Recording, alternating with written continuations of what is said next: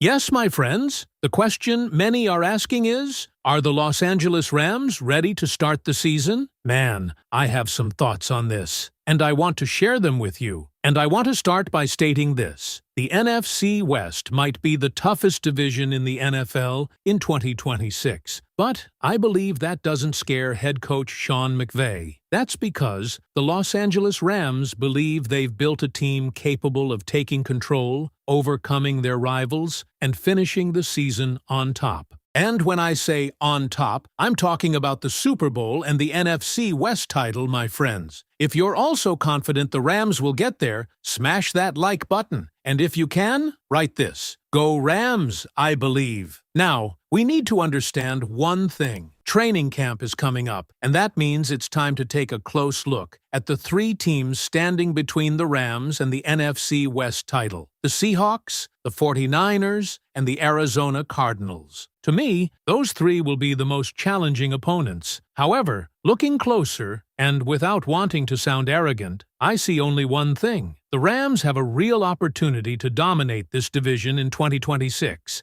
That doesn't mean the road will be easy. In fact, the Rams might be playing in the strongest division in football. Seattle starts the year as the reigning Super Bowl and NFC West champion. The San Francisco 49ers have bolstered their roster and still boast one of the most respected coaching staffs in the league. The Arizona Cardinals remain the weakest team in the group, but even they have brought in new pieces and generated more excitement around their offense. The biggest threat is Seattle. There is no debate about that. The Seahawks have caused real problems for the Rams, and the recent meetings between these teams have been physical, emotional, and extremely close. Los Angeles split the two regular season games against Seattle in 2025, winning one matchup 21-9 before suffering a painful overtime defeat later in the season. The Rams also lost the conference championship game to Seattle, making this rivalry even more important heading into 2026. Seattle has won the last two meetings, and that gives the Rams something to prove. This is not just another divisional opponent. Seattle is the team Los Angeles may need to beat to win the division, reach the Super Bowl, and complete the kind of season Rams fans believe is possible. Even after losing important pieces, the Seahawks remain dangerous. Their defense is still viewed as one of the best in the NFL, and they continue to be an extremely well-coached team. Mike Macdonald has helped maintain the defensive identity that has made Seattle difficult to play against, and the Seahawks have shown that they can remain disciplined in the biggest moments. However, Seattle did experience real losses during the offseason. Offensive coordinator Clint Kubiak left the organization to become the head coach of the Raiders. That is a major change because he was responsible for calling plays and had an important role in the success of Seattle's offense. Replacing a play caller is never simple, especially when that coach helped create the rhythm and structure of the entire unit. The Seahawks also lost running back Kenneth Walker, who joined the Kansas City Chiefs. Walker brought speed, power, and explosive plays to Seattle's running game. His ability to turn a small opening into a big gain forced defenses to respect the run on every snap. Without him, Seattle may not have the same dangerous presence in the backfield. Another important departure was Boy Mayfield, who signed with the Washington Commanders. Mayfield played a major role in Seattle's defensive success and gave the Seahawks another athletic pass-rushing option. Losing him creates a hole that Seattle must fill. The Seahawks did use a first-round pick on running back Jadarian Price, but the question is whether a rookie can immediately replace what Walker provided. Seattle may still be a powerful team, but it is fair to ask whether the roster actually improved. The Seahawks remain strong, yet they are also dealing with more change than they faced last season. The most difficult individual matchup for the Rams is Jackson Smith-Njigba. In the last 3 games against Los Angeles, Smith-Njigba recorded 27 receptions for 354 yards and 2 touchdowns. Those numbers show exactly why the Rams needed to change their defense. Smith-Njigba has consistently found open space, created separation, and extended drives against Los Angeles. he has punished the Rams when they failed to get off the field, and Seattle has repeatedly used him to attack the weaknesses in the secondary. The Rams could not allow that problem to continue, so they responded with major defensive additions. Los Angeles traded for All-Pro cornerback Trent McDuffie, added Jalen Watson to play on the other side, and brought in Myles Garrett to transform the defensive front. Those three players have the potential to completely change the identity of the defense. McDuffie gives the Rams a cornerback who can handle difficult assignments and compete against elite receivers. Watson adds another strong option in coverage, allowing Los Angeles to create better matchups across the secondary. Garrett brings one of the most feared defensive presences in football and gives the Rams a player who can affect the quarterback on almost any snap. That matters against Seattle because coverage and pass rush must work together. The Rams cannot expect one cornerback to stop Smith-Njigba for an entire game without pressure reaching the quarterback. At the same time, even a great pass rush can struggle when receivers are immediately open. McDuffie, Watson, and Garrett give Los Angeles a much more complete answer. The Rams' defense was not consistently good enough last season. At times, it was not even average. Los Angeles struggled to get stops, allowed opponents to remain on the field, and gave up too many explosive plays. Against Seattle, those problems became even more obvious. Now the expectation is completely different. The Rams believe they can enter the season with one of the best defenses in the NFL. That is a major statement, but the talent added during the offseason gives the team a chance to support it. The first meeting with Seattle will not come until Week 16, when the Rams travel to face the Seahawks on Christmas. That game could decide the NFC West. It could also become a preview of another playoff matchup between two teams with Super Bowl expectations. Los Angeles will see Seattle again in Week 18. There is a possibility that both teams could be in a position to rest starters by then, but there is also a chance that the final game will decide the division. Either way, the Christmas matchup is already one of the most important games on the Rams' schedule. The second biggest threat is San Francisco. The 49ers are dangerous because they improved during the offseason and continue to be led by Kyle Shanahan. Rams fans do not need to like Shanahan, but it is impossible to ignore his ability as a head coach. San Francisco has dealt with major injuries in several seasons, yet the team usually remains competitive. The 49ers have repeatedly found ways to survive difficult situations and stay relevant in the NFC. Shanahan's system, preparation, and ability to create favorable offensive matchups continue to make San Francisco a difficult opponent. The Rams have won 4 of their last 5 meetings against the 49ers, but the rivalry remains unpredictable. In 2025, Los Angeles suffered a painful 26-23 overtime loss before responding with a 42-26 victory later in the year.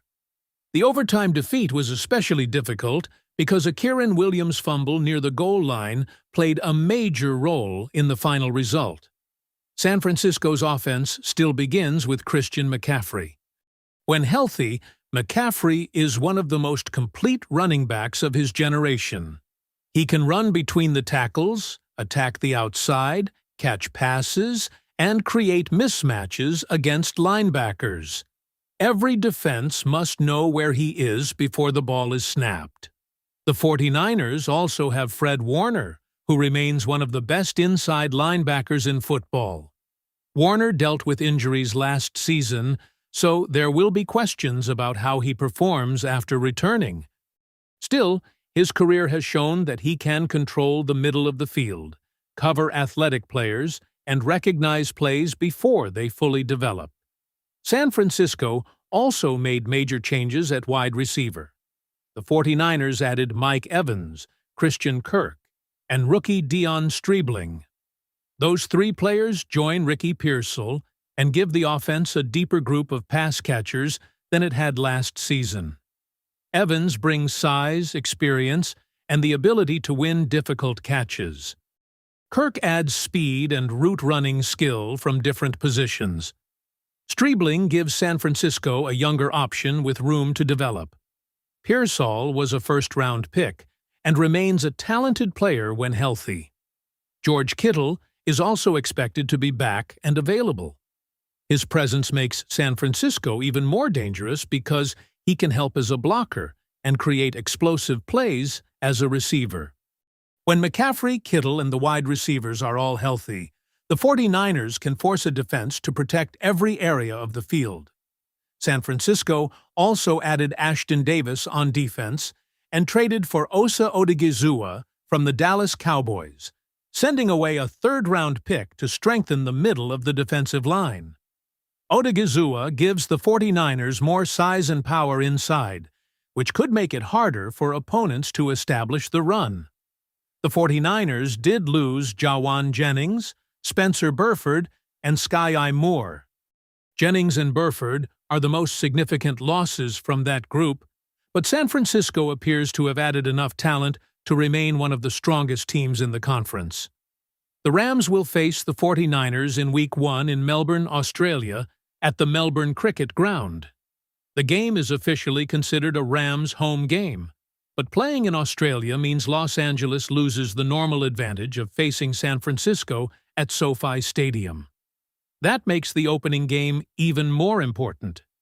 The Rams must deal with the travel, the unusual environment, and a strong divisional opponent immediately. A victory would give Los Angeles an early advantage and send a message to the rest of the NFC West. The teams will meet again in Week 14 in San Francisco. The large gap between the two games means both rosters could look very different by the time the second matchup arrives. Injuries, momentum, and playoff position will all become factors. After Seattle and San Francisco, the final team in the division is Arizona. The Cardinals are clearly ranked last, but there are still some changes worth discussing. Los Angeles dominated Arizona twice in 2025, winning 45-17 in Week 14 and 37-20 in Week 18. Those games showed the difference between the two teams. The Rams had more talent, more stability, and a much stronger ability to finish drives. Arizona has not reached the playoffs since 2021, and the Cardinals are still trying to rebuild the team into a serious contender. The most important change may be the arrival of Mike LaFleur as head coach. LaFleur previously worked as the Rams' offensive coordinator, so he understands how Los Angeles operates and knows Sean McVay's system. LaFleur may eventually help Arizona improve, but rebuilding a team takes time. A new coach must install his system, establish a culture, and determine which players fit the long-term plan. It is difficult to expect an immediate transformation in one off-season. The Cardinals added running back Jeremiah Love and offensive lineman Isaac Sumalo. They also strengthened the backfield with Tyler Allgeier and Zonovan Knight. James Conner remains part of the running back room, giving Arizona several possible options. That group could become the strongest part of the offense. Love brings new talent.